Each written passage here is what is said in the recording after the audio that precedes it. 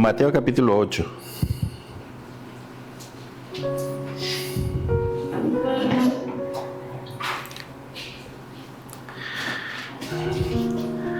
A partir del versículo 1, dice la palabra de Dios: cuando descendió Jesús del monte, le seguía mucha gente.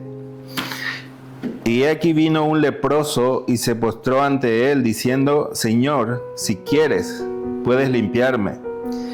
Jesús extendió la mano y le tocó, diciendo: quiero, sé limpio. Y al instante su lepra desapareció. Todos sabemos lo que implica ser un leproso en este tiempo, en la época de Jesús, en la antigüedad, lo que implicaba ser un leproso, ¿no? Implicaba ser apartado de la sociedad. La misma ley, los mismos mandamientos de Dios consideran a una persona leprosa como inmundo, como impuro. Entonces, no podían, una persona leprosa no podía estar con el pueblo, sino que tenía que ser apartado en un lugar distinto. Y eso era lo que le esperaba al leproso: una condenación, una muerte segura, porque esa enfermedad iba en aumento, el cuerpo de esa persona se iba degradando poquito a poco. Perdían los miembros, su cuerpo se llenaba de llagas, hasta que llegaba su día de la muerte en completa soledad. Estaba solo en un sitio y nadie podía ayudarlo. ¿Por qué? Porque era inmundo.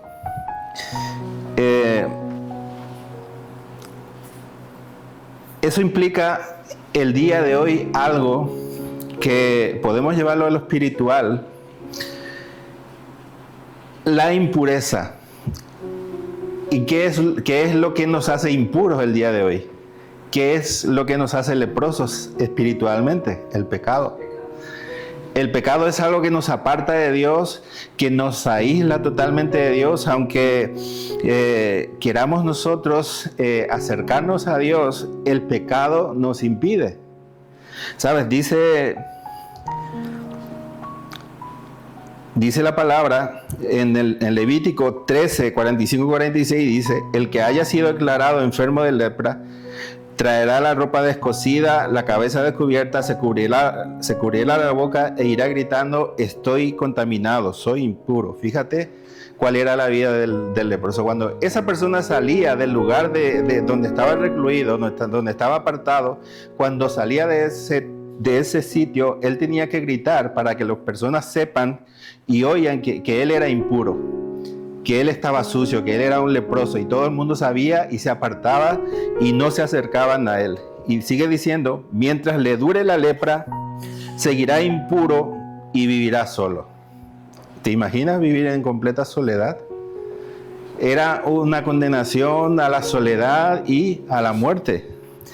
Seguirá impuro y vivirá solo, fuera del campamento. Una ley muy, muy terrible para esa persona. Todos sabíamos de la condenación que había sobre esa persona cuando era considerada leprosa. ¿Sabes? Nosotros vivíamos de esa forma también nuestras vidas.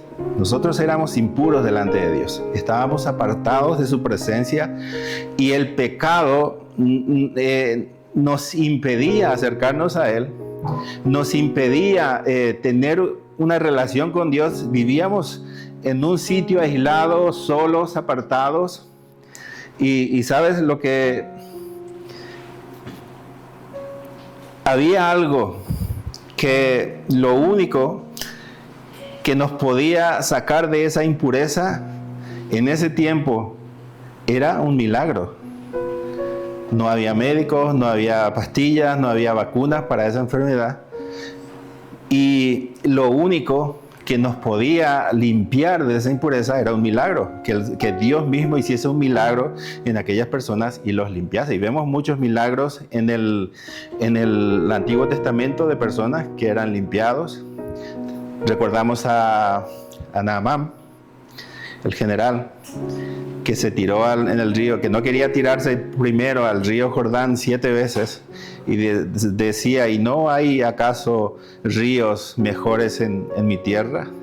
Pero al final lo convencieron y él fue y se tiró 7 veces en el río y fue purificado por Dios. Imagínate, una persona que no era judía, no era israelita, recibiendo un milagro de Dios.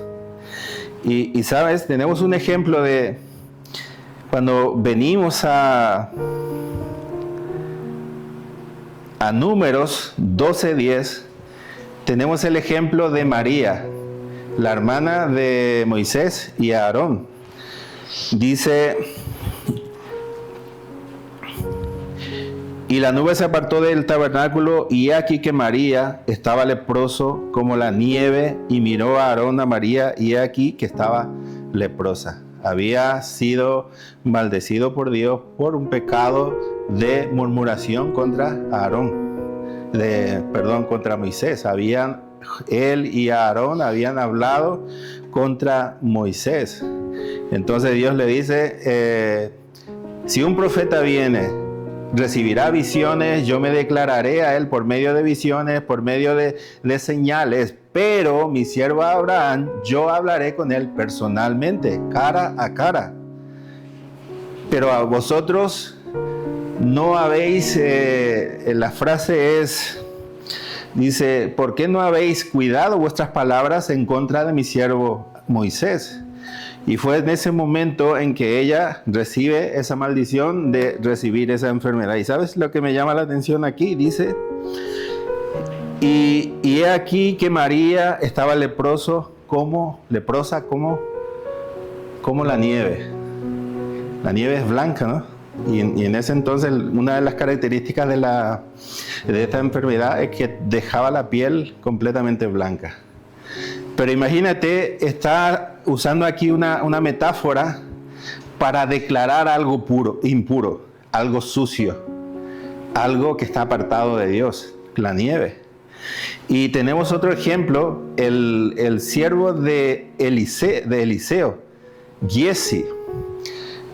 Por su avaricia, el Señor le traspasa la maldición de Naamán, el general, a Giezi por su avaricia. Y él dice también en ese pasaje que quedó blanco como la nieve. Su cuerpo quedó blanco como la nieve. Y parece una ironía que cuando nosotros hoy usamos esa frase para referirnos a la pureza, la nieve, que Dios nos ha, y yo te pondré un corazón limpio como la nieve. Y eso sucede en el libro de Isaías 1:18. Dice, venid luego, dice Jehová, y estaremos a cuenta. Si vuestros pecados fueren como la grana, como la nieve, serán emblanquecidos. Aquí cuando vamos a la traducción, usan las mismas, tienen el mismo significado. Cuando habla de la impureza de esa enfermedad, el significado es el mismo. Y cuando habla de la pureza, de la limpieza que Dios hace en nuestra vida, es el mismo significado. Parece una contradicción, ¿no? Pero, y sigue diciendo, serán como la nieve, serán emblanquecidos, si fueron rojos como el carmesí, vendrá a ser como la blanca lana. ¿Sabes lo que estaba haciendo Dios aquí?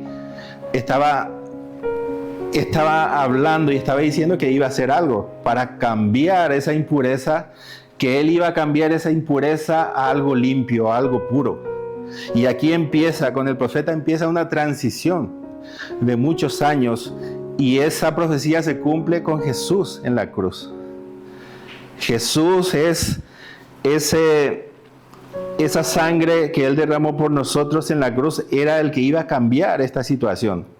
De la blanca nieve de la impureza iba a convertir en una blanca nieve de la pureza. Él iba a hacer ese cambio en nuestras vidas.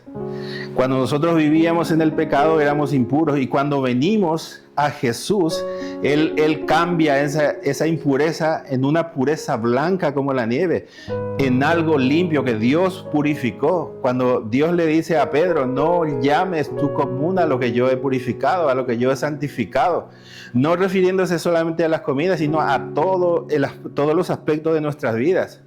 Éramos impuros delante de Dios, pero Él nos hace puros por medio de la sangre. Y es la misma frase, limpiaré vuestros corazones y lo dejaré blanco como la nieve. Esa es la impureza. Pero ¿sabes? Hay algo cuando hay algo que algo intermedio a eso, de la impureza a la pureza, la decisión de querer ser limpio. El leproso se lo demuestra a Jesús. Le dice, si quieres, límpiame. Había un deseo en él de abandonar esa impureza, de dejar esa vida que estaba llevando de aislamiento, de sufrimiento, de soledad. Y él sabía que el único que podía sacarlo de esa condición era Jesús. Jesús era el único que podía sacarlo de esa vida de frustración, de amargura, de tristeza. Y él ve que Jesús viene y él se acerca, sale de su lugar de reclusión, porque eran recluidos totalmente en algún sitio. Y dice, el leproso le dice a Jesús, lo ve y le dice, si quieres, límpiame. Límpiame. Jesús vio el deseo de esa persona de ser limpio. No solamente limpio de cuerpo, sino esa persona deseaba un cambio en su vida. Y él reconocía implícitamente que Jesús era el único que podía darle ese cambio, esa pureza, ese cambio de vida. Y dice, Señor, si quieres, puedes limpiarme. Haciendo una afirmación de querer ser limpio, de querer ser puro delante de Dios. Y Jesús le dice, Jesús extendió la mano y le tocó, diciendo, quiero ser limpio. Y al instante su lepra desapareció. Eso fue lo que Jesús hizo en nuestras vidas. Nosotros vinimos, le decimos, Señor, quiero ser limpio. Nos arrepentimos de nuestros pecados. Y Jesús nos dijo, sé limpio. Y Él nos purificó en ese momento, nos limpió de todos nuestros pecados y empezó a darnos una nueva vida, una nueva forma de vivir. Nos quitó de la soledad, de la frustración, de la amargura, nos quitó todo lo que nos hacía daño, todo lo que nos condenaba. Él nos libró de todo eso. Y sabes, aquí dice, el 4 dice Jesús, entonces Jesús le dijo, mira, no le digas a nadie, sino ve, muéstrate al sacerdote y presenta la ofrenda que ordenó Moisés para testimonio de ellos, ¿sabes? Aquel que era limpiado de esa enfermedad tenía que hacer un sacrificio. Tenía que ir al sacerdote, el sacerdote lo revisaba, lo miraba y si lo declaraba limpio, él tenía la obligación de presentar un sacrificio en el templo. Es lo mismo que Jesús demanda, que Dios demanda hoy de nosotros. Al ser nosotros limpiados de nuestros pecados y hacerle declarados por Dios limpios de nuestros pecados, a partir de allí Él nos demanda un sacrificio. ¿Y cuál es ese sacrificio? Está en Romanos 12.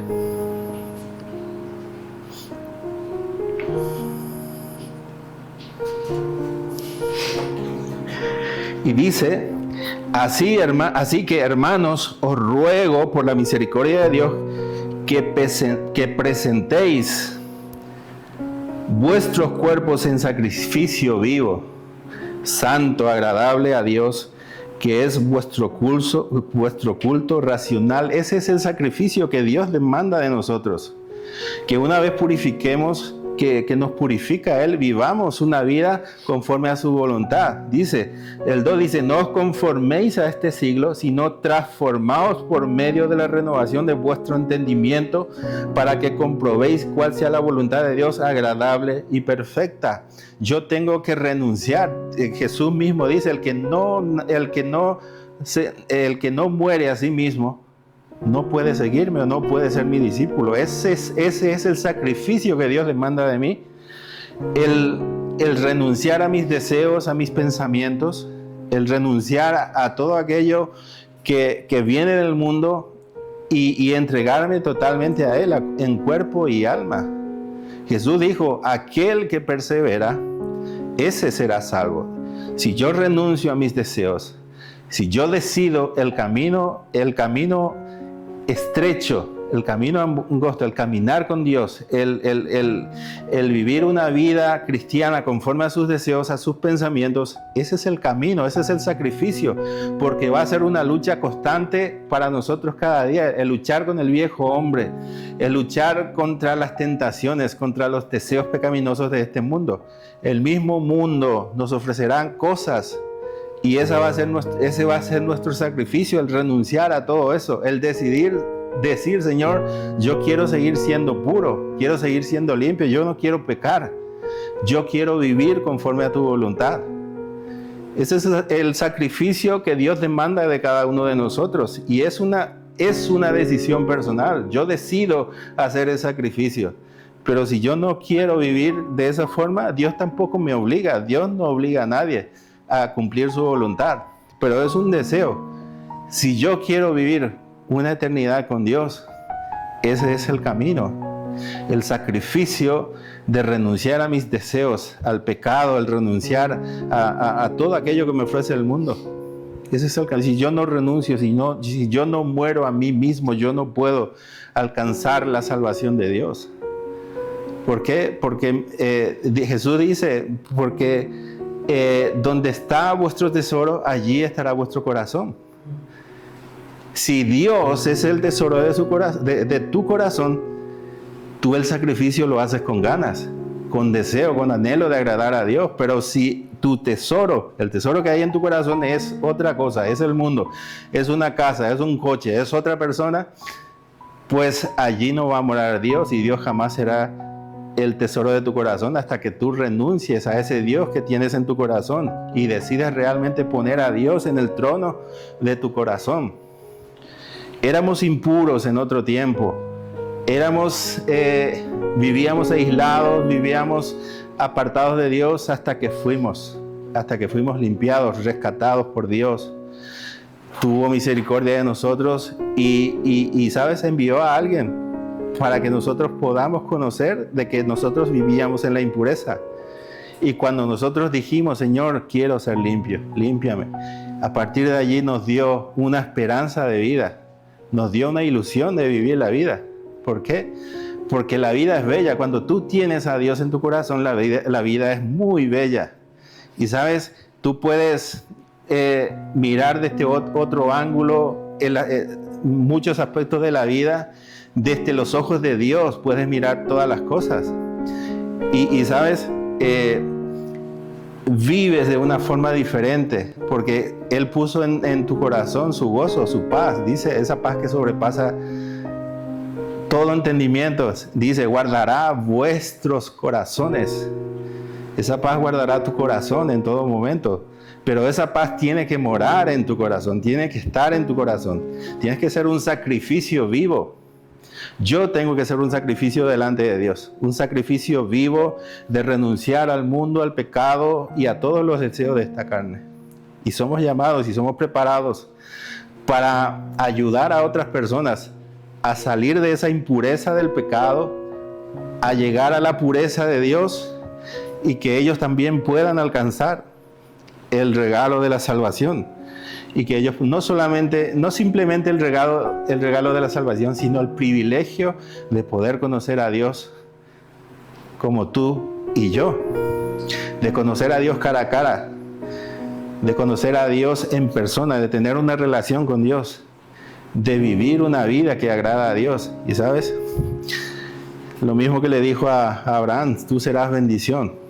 Y Dios te convierte en bendición para muchas personas, porque por medio de ti muchas personas llegarán a conocer la verdad y sabrán que Jesús es la única esperanza para el mundo, que Jesús es el único que puede traer un cambio real a nuestras vidas, que Jesús es el único que puede hacer un milagro imposible en nuestras vidas.